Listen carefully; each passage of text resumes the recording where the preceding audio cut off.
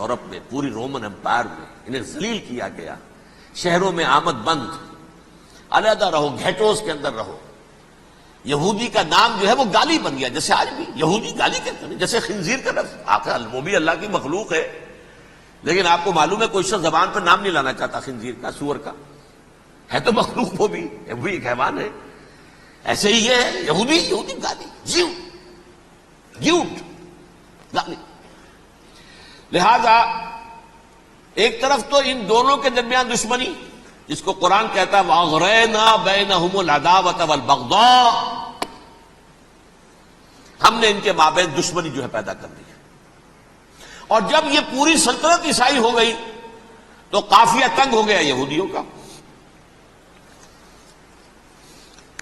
اب آئیے 571 عیسوی، یعنی جبکہ ڈائسپورا کو کتنا عرصہ ہو چکا تھا؟ 500 برس۔ سن 70 سے شروع ہوا نا ڈائسپورا، جب ٹائٹس نے گرایا ہے ہیکل کو اور نکال باہر کیا انہیں فلسطین سے، بھاگ جاؤ یہاں ایک یہودی بھی نہیں رہے گا، فلسطین سے نکال دیے گئے۔ اس کے پورے 500 برس بعد سن 571 عیسوی میں حضور کی پیدائش ہوئی، ولادت باسعادت محمد الرسول اللہ صلی اللہ علیہ وسلم۔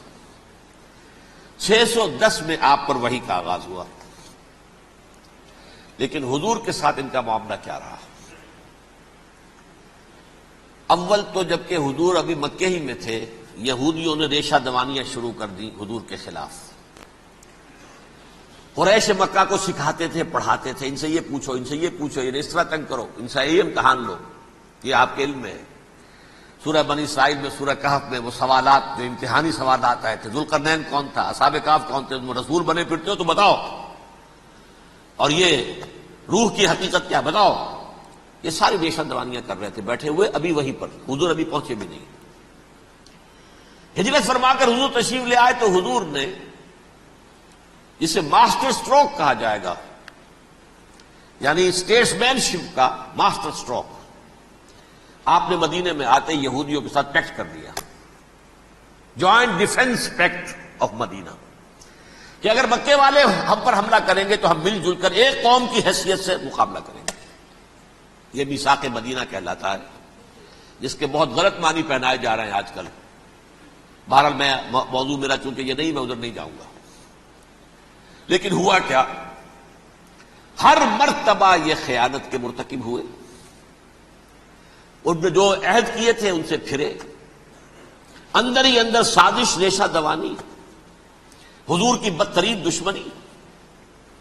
سورہ نساء کی آیت نمبر 12 میں 14 میں 13 میں فرمایا ہے لا تزال تطلع علی خائنۃ منہم، اے نبی ہمیشہ آپ کے علم میں ان کی طرف سے خیانتیں، بددیانتیاں آتی رہیں گی۔ اور بار بار وہ مسلسل جنگ کی آگ بھڑکاتے تھے، قریش کو دعوت دیتے آؤ آؤ آؤ، ہم اندر سے بغاوت کر دیں گے، تم آؤ تو صحیح، ختم کریں محمد کو اور اہل ایمان کو صلی اللہ علیہ وسلم رضی اللہ تعالی عنہم اجمعین۔ لیکن پھر جب وہ آتے تھے تو یہ دبک جاتے تھے، ان میں ہمت نہیں تھی، میدان کے مرد نہیں رہے تھے۔ یہ سورہ حشر میں ان کا نقشہ کھینچا گیا ہے، کھلے میدان میں مقابلے کی اس کے اندر صلاحیت ہی نہیں ہے۔ یہ تو فصیلوں کے پیچھے سے، جیسے عورتیں کہیں دیہات میں لڑائی ہوتی ہے تو مرد جو ہے گلیوں میں لڑتے ہیں، عورتیں اوپر سے پتھر پھینکتی ہیں، بس وہ کام یہ کر سکتے تھے، من ورائے جدر، فصیلوں کے پیچھے سے، جنگ میں میدان میں نہیں آ سکتے۔ بہرحال قرآن مجید میں ہے یہ، سورہ مائدہ کی آیت نمبر 64، کلما اوقدوا نارا للحرب اطفاها اللہ، اکثر و بیشتر مواقع پر تو یہ جب آگ بھڑکاتے تھے جنگ کی، اللہ اسے بجھا دیتا تھا۔ لیکن بہرحال اس کے باوجود جنگیں ہوئی، غزوہ بدر، غزوہ احد ہوئی کہ نہیں، یہ ساری اس اصل شرارت ہوئی۔ اور اس کے نتیجے میں حضور نے پھر ایک ایک کر کے 3 قبیلوں کو سزا دی۔ غزوہ بدر کے فوراً بعد بنو قینقاع نکالے گئے مدینے سے، غزوہ احد کے فوراً بعد بنو نذیر نکالے گئے، اور غزوہ احزاب کے بعد بنو قریظہ نکال دیے گئے۔ یہ تو میں نے آپ کے سامنے رکھ دیا صرف حضور کے زمانے میں ان کا کیا رویہ رہا، دشمن۔ رات بھی ہم نے وہ آیت پڑھی تھی، لَتَجِدَنَّ أَشَدَّ النَّاسِ عَدَاوَةً لِلَّذِينَ آمَنُوا الْيَهُودُ وَالَّذِينَ أَشْرَكُوا، اہل ایمان کی دشمنی میں شدید ترین تم پاؤ گے یہودیوں کو اور مشرکین کو. مشرکین بھی بعد میں ہے، پہلے یہودی. حضور کے بعد کیا ہوا اب یہ نوٹ کیجئے، یہ ان کی تاریخ کا دوسرا دور. حضرت عمر رضی اللہ تعالیٰ عنہ کا عہد خلافت ہے. بیت المقدس کا محاصرہ کیا گیا، فصیل بڑی اونچی، شہر اندر سے سیلف سفیشینٹ، حملے کا راستہ کوئی نہیں. محاصرہ طول کھینچ رہا ہے لیکن ان کے پاس رسد بھی موجود ہے، پانی بھی موجود ہے، وہ دروازے بند کر کے بیٹھے ہوئے ہیں. بالآخر اللہ تعالیٰ کی مشیت کا ظہور کیسے ہوا؟ ان کے کچھ علماء آئے فصیل پر، کہا دیکھو مسلمانوں، تم قیامت تک بھی یہاں پڑے رہو گے محاصرہ کر کے، ہمارا یہ شہر فتح نہیں ہوگا. ہاں ایک درویش بادشاہ کے ہاتھوں یہ شہر فتح ہونا ہے، لیکن تمہارے اندر ہمیں وہ نظر نہیں آ رہا. ابو عبیدہ بن الجراح رضی اللہ تعالی عنہ، امین هذه الامہ، ان کا فوراً ذہن گیا وہ درویش بادشاہ مدینے میں بیٹھا ہوا ہے عمر رضی اللہ تعالی. اب ایک اور عمر بھی ہے جو قندھار میں بیٹھا ہے. نقشہ وہی ہے، سادگی کی حد تک نقشہ وہی ہے، بالکل وہی، اپنی آنکھوں سے دیکھا ہے وہی سادگی. عمر اول عمر ثانی تھے عمر بن عبد العزیز. اب ایک اللہ کے فضل سے اللہ تعالیٰ ایدہ اللہ بنصرتہ، اللہ تعالیٰ ان کی نصرت فرمائے، دشمنوں کو ان کے مقابلے میں نیست و نابود کرے. انہوں نے ریکویسٹ بھیج دی کہ حضور تشریف لائیے، یہ شہر فتح ہو جائے گا. وہ ہے سفر تاریخی، اتنا طویل سفر، تقریباً 700 میل، ایک اونٹ، ایک خادم، ایک منزل میں امیر المومنین اوپر بیٹھے، خادم آگے چل رہا ہے، اگلی منزل پہ خادم اوپر بیٹھا ہے، امیر المومنین آگے جا رہے ہیں. اور جب پہنچے ہیں تو وہ باری تھی خادم کی. انہوں نے ہاتھ جوڑ دیا، حضور خدا کے لیے تم کیا کہیں گے لوگ، وہ میرا برا حال کر دیں گے، تمہیں شرم نہیں آئی؟ امیر المومنین پیدل آگے چل رہے ہیں نکیل پکڑ کر، اور تم بیٹھے ہو اوپر براجمان ہو. حضرت عمر فرمایا الدور دورک، نہیں باری تمہاری ہے، بیٹھ. اس حال میں پہنچے ہیں. اور پھر یہ کہ ابو عبیدہ بن الجراح آئے ہیں، استقبال کیا ہے تو دیکھا ہے اس حال میں چلے آ رہے ہیں. عمر نکیل پکڑے ہوئے چلے آ رہے ہیں، اور کہتے ہیں کہ کہیں کیچڑ ویچڑ تھا، جوتے خراب ہو گئے تھے، وہ بھی اتار کے ہاتھ میں پکڑے ہوئے، کپڑے تو تھے ہی پھٹے ہوئے. انہوں نے کہا کہ حضرت ابو عبیدہ نے، دیکھیے یہ بڑا متمدن ملک ہے، بڑا مہذب علاقہ ہے یہ، آپ ذرا حلیہ اپنا دوست فرما لیں تب جا کے پیش ہم آپ کو کریں گے. آپ نے فرمایا نحن قوم اعزنا اللہ بالاسلام، ہم وہ قوم ہیں جنہیں اللہ نے عزت دی ہے اسلام کے ذریعے سے، کپڑوں کے ذریعے سے نہیں، دولت کے ذریعے سے نہیں. اسی حال میں گئے ہیں. اوپر سے انہوں نے کھڑے ہو کر نشانیاں دیکھی ہیں، اپنی کتابیں کھولی، ہاں یہ وہی ہے. اچھا لو جی سرنڈر، شہر تمہارے ہاتھ میں. خون کا ایک قطرہ نہیں بہا اور بیت المقدس فتح ہو گیا. لیکن اس وقت حضرت عمر نے ایک نرمی یہ کی کہ یہودیوں کے لیے بھی اسے اوپن سٹی قرار دے دیا. یہ احسان عظیم حضرت عمر کا. اس سے پہلے یہودی آ ہی نہیں سکتا تھا، داخل ہی نہیں ہو سکتا تھا، وہاں وہ آ کر وزٹ نہیں کر سکتا تھا، زیارت نہیں کر سکتا تھا اپنے مقدس مقامات کی. حضرت عمر نے یوں سمجھیے کہ تقریباً 550 برس کے بعد ان کے لیے راستہ کھولا ہے کہ ہاں تم آ سکتے ہو، زیارت کر سکتے ہو. لیکن یہ عیسائیوں نے لکھوایا معاہدے کے اندر، انہیں یہاں آپ آباد ہونے کی اجازت نہیں دیں گے، لیکن کم وزٹ دی پلیسز، دیکھیں زیارتیں کریں اور جائیں. یہ معاہدہ حضرت عمر کا ہے رضی اللہ تعالیٰ، جو پھر خلافت راشدہ کے بعد بنو امیہ نے بھی اس کو آرڈر کیا، بنو عباس نے کیا. پھر جو ہمارے یہ ترکوں میں اندر خلافت آئی تو ترک خلفاء نے بھی اس معاہدے کی پوری پابندی کی. فلسطین میں آ سکتے ہیں یہودی صرف زائرین کی حیثیت سے، وہاں آباد نہیں ہو سکتے. اب آئیے اگلا دور آیا حضرت عثمان کا دور خلافت. یہ ہے وہ وقت کہ اب یہود نے امت مسلمہ کی پیٹھ میں چھرا گھونپا. وہ کیسے؟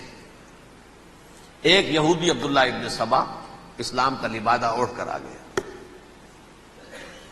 معاشرے کا جائزہ لے لیا.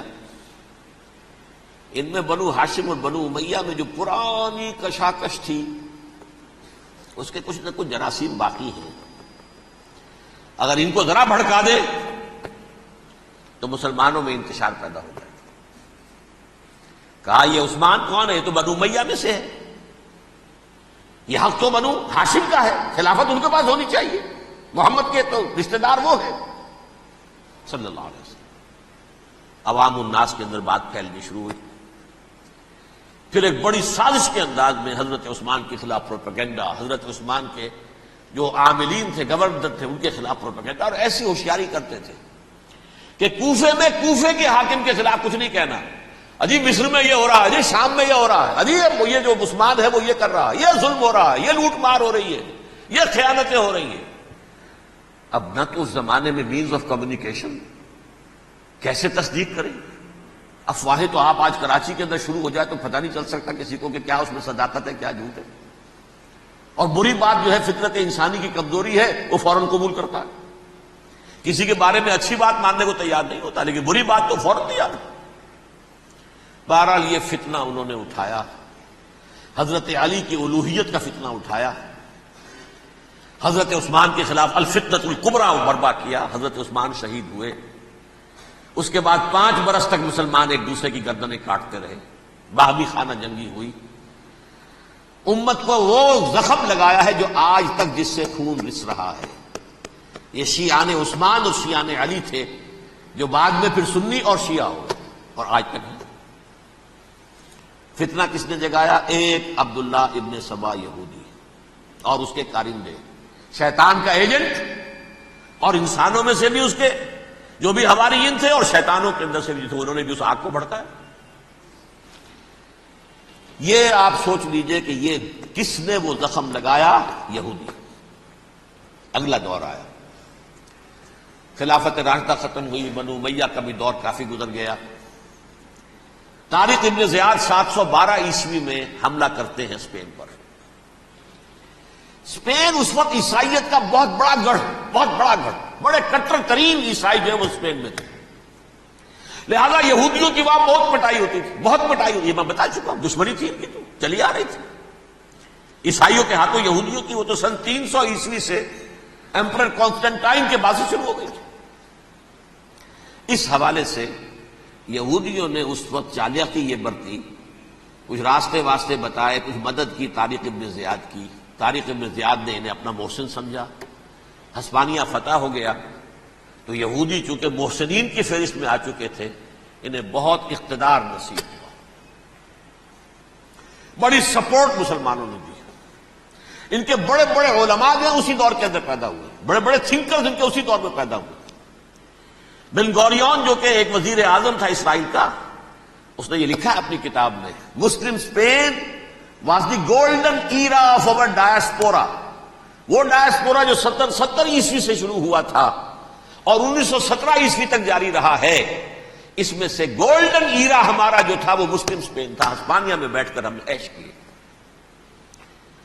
لیکن وہاں سے انہوں نے اور جو کچھ کیا، یہ تو داستان کے بہت سے گوشے ہیں، لیکن میں جس اسٹریٹ لائن میں چل رہا ہوں اس کے اعتبار سے ایک بات سمجھ لیجیے. وہاں بیٹھ کر انہوں نے اب عیسائیت کی پیٹھ میں چھرا گھونپا، پروٹیسٹنٹ مذہب پیدا کیا، تقسیم کر دیا. جیسے شیعہ سنی کی تقسیم، عبداللہ ابن سبا، رومن کیتھولک اور پروٹیسٹنٹ کی تقسیم، یہودی علماء. ہوتا کیا تھا؟ ہسپانیہ کی یونیورسٹیاں ہیں، کارڈووا میں ہے، ٹولیڈو میں ہے، گریناڈا میں ہے، غرناطہ، قرطبہ، تولیتلا، اور وہاں آتے تھے لوگ. فرانس سے چلے آ رہے ہیں نوجوان پڑھنے کے لیے، جرمنی سے چلے آ رہے ہیں، اٹلی سے چلے آ رہے ہیں. 3 ہی ملک قریب ترین پڑھتے ہیں سینٹرل جو یورپ کے ہیں. یہاں پر جو ہے وہ اسلام جو نور پھیلا رہا تھا اس سے بھی مستفیض ہوئے. جہالت کے جو ہے پردے ان کے وہ چھٹے. اس کے ساتھ ہی وہ یہودی وہاں ان کے اندر جو جراثیم داخل کر رہے تھے وہ اس عیسائیت کے خلاف بغاوت تھی جو اس وقت دنیا میں عیسائیت اس وقت تھی. پوپ کا راج تھا دنیا میں اس وقت. یورپ میں جو عیسائیت تھی اس میں ایک طرف بادشاہ تھے، لیکن بادشاہوں کی حیثیت وہاں پر یوں سمجھ لیجئے کٹ پتلیوں کی تھی. اصل قوت پوپ کے ہاتھ میں تھی. اور پوپ کو انہوں نے جیسے قرآن نے کہا اتخذوا احبارهم ورهبانهم اربابا من دون اللہ، کیونکہ سینٹ پال نے شریعت موسوی ساقط کر دی تھی، تو اب شریعت تھی ہی نہیں، پوپ کو اختیار تھا